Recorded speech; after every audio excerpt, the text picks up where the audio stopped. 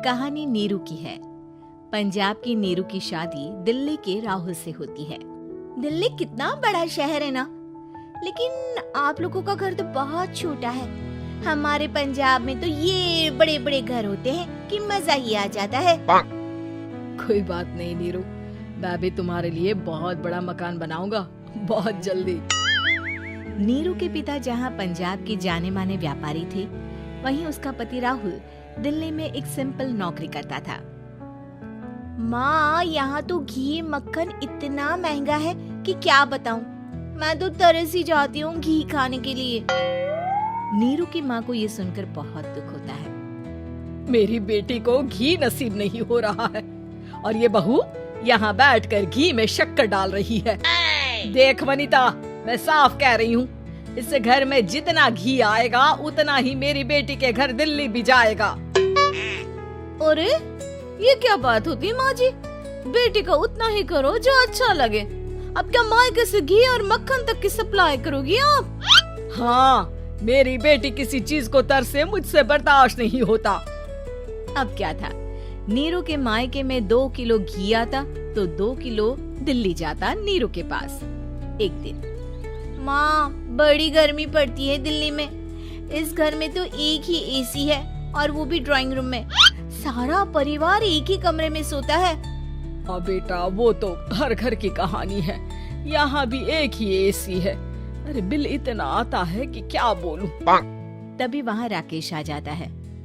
माँ, थोड़ी देर में यहाँ कुछ प्लम्बर आएंगे मेरे कमरे में एसी लगाने। जरा ध्यान से लगवा देना ना माँ। ओए, ऐसे कैसे तेरे कमरे में एसी लगेगा? हाँ राकेश, एक बार बात तो कर लेता। अरे पापा, वो वनिता को गर्मी में नींद नहीं आती। ड्राइंग रूम में सबके साथ सोने में वो अनकंफर्टेबल है, इसलिए।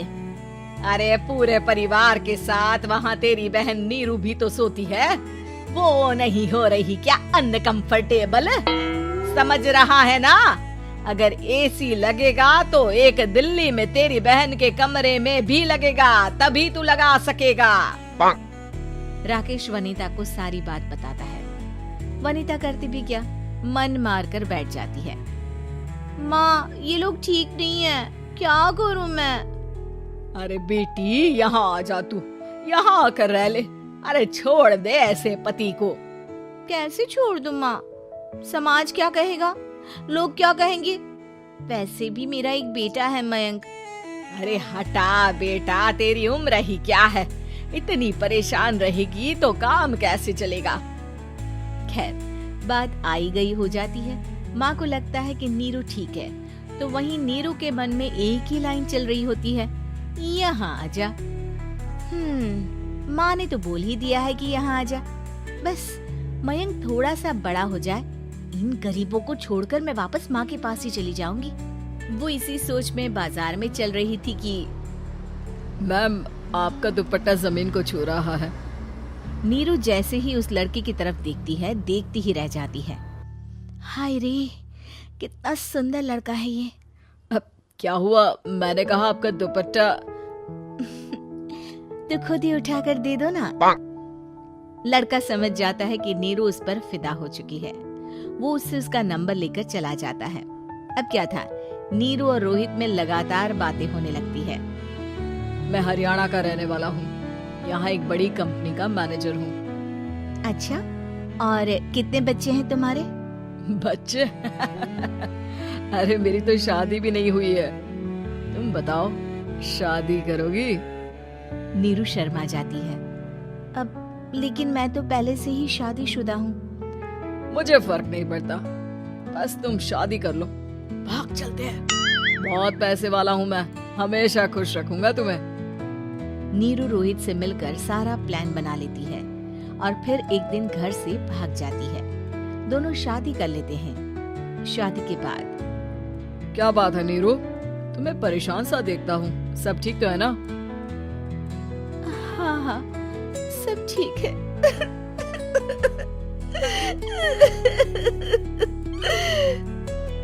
ये कहते कहते ही वो रोने लगती है। अरे क्या हो गया, रो क्यों रही हो? मैंने तुमसे एक बात छुपाई है। और वही बात अब मुझे परेशान कर रही है। रोहित, मेरा एक बेटा भी है, उसका नाम मयंक है। क्या बात कर रही हो? ये तुमने मुझे पहले क्यों नहीं बताया? देखो नीरू, मेरी माँ को मैंने ये नहीं बताया है कि तुम शादीशुदा हो। बच्चा मैं मैनेज नहीं कर पाऊंगा। नीरू को समझ में नहीं आता कि वो क्या करे। तुम उस बच्चे को अपनी माँ को क्यों नहीं दे देती? नीरू चुपके से माँ को फोन करती है। माँ, क्या मयंक को तुम रख सकती हो? बेटा, मैं राकेश के साथ बात करती हूँ। आखिर घर का बेटा वही है, जो वो बोलेगा। वैसे भी बेटा, तूने जो किया है ना, उसके बाद से पूरा घर तेरी बुराई कर रहा है। मैं भी अब किसी से तेरे लिए लड़ नहीं सकती। राकेश बेटा, नीरू ने तो जो किया बहुत ही बुरा किया, लेकिन मैं सोच रही थी कि क्यों ना मयंक को हम यहाँ ले आए। तभी वनीता बोल पड़ती है। वाह जी, ऐसे कैसे यहाँ ले आए? यहाँ क्या भंडारा भरा है? और जिस बच्चे की माँ ने नहीं सोचा, उसके लिए हम क्यों सोचे? नीरू को एक बार तो अपने बच्चे के बारे में सोचना चाहिए था ना। अरे लेकिन तेरे पास भी तो लड़का नहीं है ना वनीता। माँ, वनीता ठीक बोल रही है। कल को वो बड़ा होकर इसी घर का हिस्सा मांगेगा तो हम क्या करेंगे? माँ कहती भी तो क्या, वो चुप रह जाती है। वहीं नीरू का पहला पति कहता है। माँ, अगर आज भी वो वापस आ जाए तो मैं उसे माफ कर दूंगा। बेटा, गरीबी चीज ही ऐसी है, क्या करेगा? तू तो अब मयंक का सोच। वो बेचारा तो बिना माँ का हो गया।